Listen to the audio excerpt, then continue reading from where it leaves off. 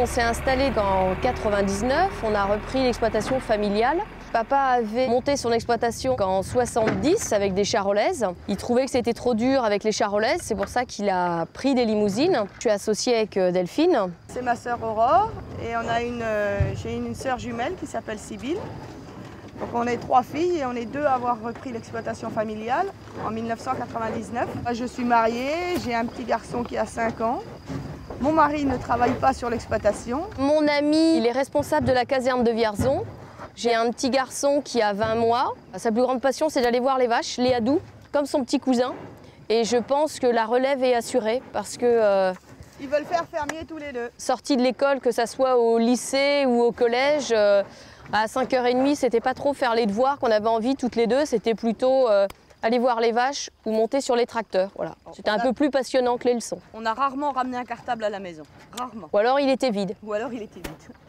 On a augmenté le cheptel, on est passé à 80 mères. Il fallait trouver des diversifications pour vendre nos vaches, pour améliorer leur coût. Ça fait 8 ans qu'on travaille avec Leclerc. On vend toutes nos vaches, nos génisses qu'on engraisse, on les vend à Leclerc. Puis par contre, les veaux, malheureusement, on les vendait à un marchand de bestiaux, mais le prix n'était pas correct. Le prix entre 1999 et 2009, c'est le même. Alors que le coût de la vie, le coût de l'engrais a augmenté, le coût des céréales a augmenté, c'est exactement le même. Donc pour s'en sortir, on a monté un magasin de producteurs et on vend nos productions en direct aux consommateurs. Donc 80 mères limousines, on a 127 hectares, 5 hectares de maïs en silage et tout le reste, c'est des prairies. Donc nos vaches, tout l'été, dès qu'elles sortent de la stabule, période hivernale, on leur donne du maïs en silage. On fait un petit complément quand même une fois qu'elles ont vélé, parce qu'il faut quand même qu'elles produisent beaucoup de lait pour les veaux. On leur amène des céréales qui sont broyées, avec des minéraux dedans pour qu'elles aient un bon petit complément alimentaire. Tous les petits veaux restent avec les mamans. Elles sortent dehors fin mars, début avril pour aller pâturer dans les prairies. Et là, les petits veaux mangent que de l'herbe et têtent le lait de leur maman. Ils n'ont rien d'autre. Ils gambadent dans les prairies. Donc la viande est forcément un peu plus rouge. Ils sont élevés sous la mer. La viande est un peu plus rouge parce que forcément, il y a le soleil. Il y a l'herbe qui contient beaucoup de fer.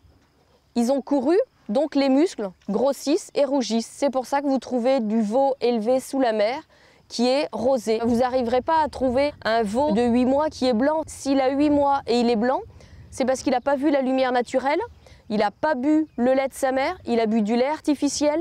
Il est resté dans une cage, juste en se levant, il ne s'est pas musclé, il faut qu'il reste blanc et il est complètement anémié. C'est pour ça que le veau bas de gamme, c'est du veau blanc. Mais en fait, plus il va être rouge, rosé, meilleur il va être. Il va avoir une qualité de vie quand même un peu plus confortable qu'un veau élevé en batterie. Une journée au GAEC de la Brequerie, donc 6h30, le réveil il sonne.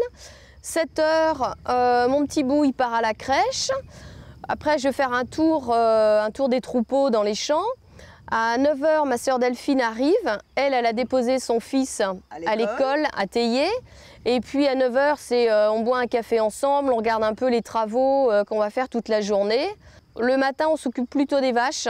À midi, on mange ensemble. L'après-midi, c'est plutôt s'il y a des travaux à faire dans les champs. C'est 4h30, il faut aller chercher Nicolas à l'école. Et à 6h15, il faut aller chercher Hugo à la crèche. Et après, on se consacre un peu plus aux enfants et puis on laisse la ferme de côté. Et moi, je rentre chez moi, je fais mes 50 km pour repartir chez moi. Mais des fois, on rentre plus tard parce qu'il y a les foins à faire. Et donc, les mamies, les papis sont chargés de surveiller les enfants. Pour notre production de foin, on met du fumier au printemps. Au mois de juin, on récolte le foin. Septembre ou octobre, elles pâturent, les prairies ont été fauchées en foin. Et une herbe toute bonne, toute riche. Pas de produits phytosanitaires. Des beaux boutons d'or, des petites bébêtes, tout. Sur l'exploitation, il y a donc 80 mères et pour la reproduction, c'est que de la monte naturelle. Le troupeau est divisé en 3, ils sont dehors, il y a un taureau dans chaque troupeau. Si un animal est vraiment malade, on appelle le vétérinaire, mais sinon on n'utilise aucun traitement. Aucun. Il y a juste la prophylaxie une fois par an.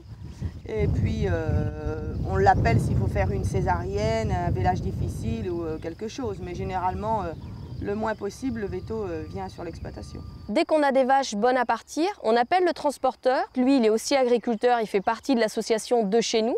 Il gère le planning de 9 éleveurs. Dès qu'il y a une place, on met les vaches. Ils partent pour le Leclerc de Romorantin dans le cadre de l'association de chez nous. L'association de chez nous a un cahier des charges qui prennent que des producteurs qui sont à moins de 50 km du Leclerc de Romorantin, donc en circuit court, l'abattoir le plus proche et moins de stress pour les animaux. Tout ça, c'est grâce quand même à Monsieur Maillet qui a eu beaucoup de volonté et qui nous a fait confiance, que ce soit les agriculteurs, les maraîchers et tout, de créer cette association et de travailler tous ensemble, main dans la main, avec que des producteurs autour de Romorantin. On est des éleveurs, on est des fermiers, c'est-à-dire qu'une vache, quand elle a un problème, on va en prendre soin et tout. On n'achète pas des vaches pour les engraisser et les faire partir.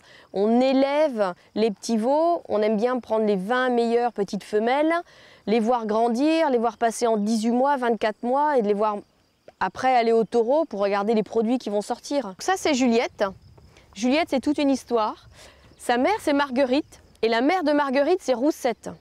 Et Roussette est morte à la maison, on l'a fait piquer, elle avait 22 ans.